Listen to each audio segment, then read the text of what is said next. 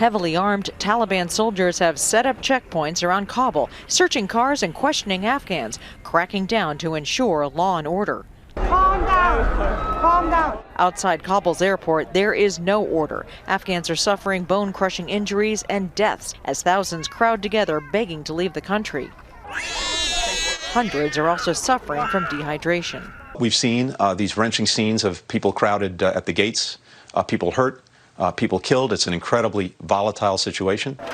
U.S. officials insist they are moving troops outside the airport to keep people from being crushed to death and getting as many people out as fast as they can. We have sufficient forces on the ground, but every single day the president asks his military commanders, including those at the airport, whether they need additional resources. For Afghans who aided the U.S. and its allies, there is overwhelming concern for family members still in the country, including this woman who was afraid to be identified.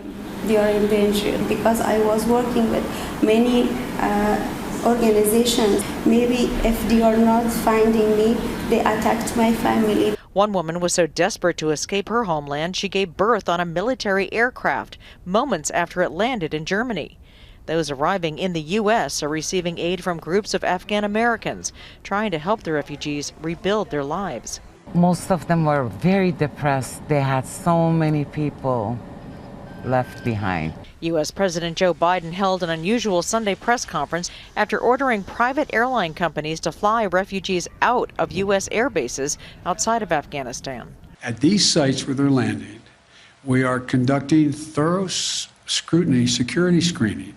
Anyone arriving in the United States will have undergone a background check. Biden is still facing worldwide criticism for announcing he's pulling U.S. troops out of the country by the end of the month, even from former British Prime Minister Tony Blair, an ally. It's tragic what's happened. I think it's unnecessary.